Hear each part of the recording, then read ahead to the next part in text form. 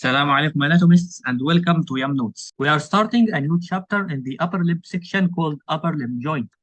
So what does a joint mean? Well, it is a junction, meaning connection between two or more bones. You of course know the bones of the upper limb, clavicle and scapula of the shoulder, then the humerus as the only arm bone, followed by the radius laterally and the ulna medially, and finally carpals, metacarpals, and phalanges of the hand.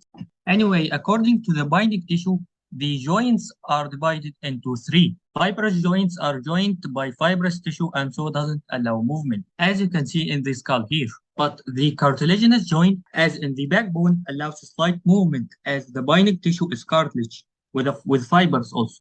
But if we add it to the cartilage and the fibers fluid, then it is a synovial joint.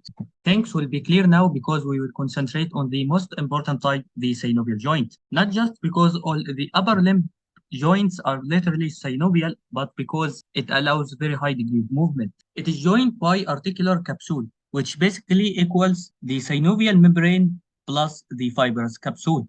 The structure of a typical synovial joint has the following features: articular capsule, articular cartilage, and articulations refer to joints always, and synovial fluid, only these three. It says here as an important note, bursae, something called bursae, and tendon sheaths are bags of lubricant, which are found in close association with synovial joint. I don't want you to concentrate on them, but just to know their shapes. The tendon sheaths surrounds the tendons of the muscles and looks like this. And the bursae, also a bag of lubricant, is like this. In this chapter, upper limb joints, you really need to concentrate on the synovial type. It is morphologically subdivided into 6 types, as you can see here. Morphologically means according to the shape, so you need to remember the shape. Let us see your image memory. And these are the 6 types. Remembering the morphology isn't the best thing. For example, this is flat. Yes, we know, but we can't imagine this under our skin. So we need to also remember the movement of the joint. Gliding joint allows for a gliding movement. Pivot joint allows for rotation. Hinge joint, like the door, allows for flexion and extension.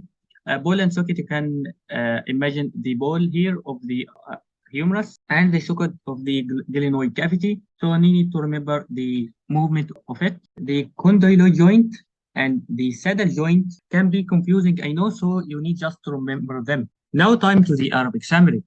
مفاصل الطرف العلوي مهمة لأن على محورها تحصل الحركة، وكمقدمة عن المفاصل عليكم أن تعلموا أنها 3 أنواع، أهمها السينوفيال لأن جميع مفاصل الطرف العلوي بالأصل عبارة عن سينوفيال جوينت.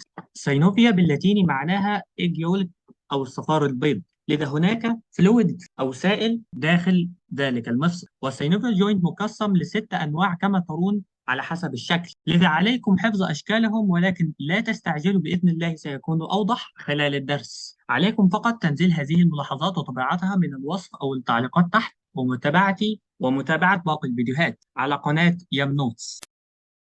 How about we answer some questions? Mention the 3 types of joints. You have 3 seconds to think about it. Well, it's fibrous, cartilaginous, and synovial. What are most of the upper limb joints made of? It's synovial, the most important one I told you before. How about I give you some pictures to label? Okay, let's start with this complex one. Throughout the chapter, we'll be able to label them and mention their types, inshallah, not now.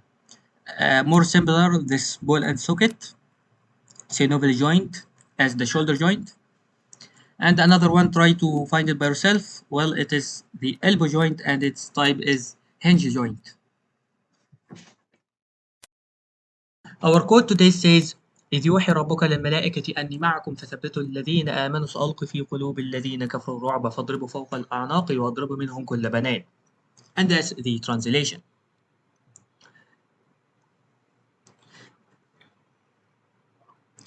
The word banan doesn't just means fingertip, but it can also means joint. Every joint in the body. In fact, in the martial arts, they take always joints into consideration. And here's something called joint lock. An example here is the wrist and the arm lock.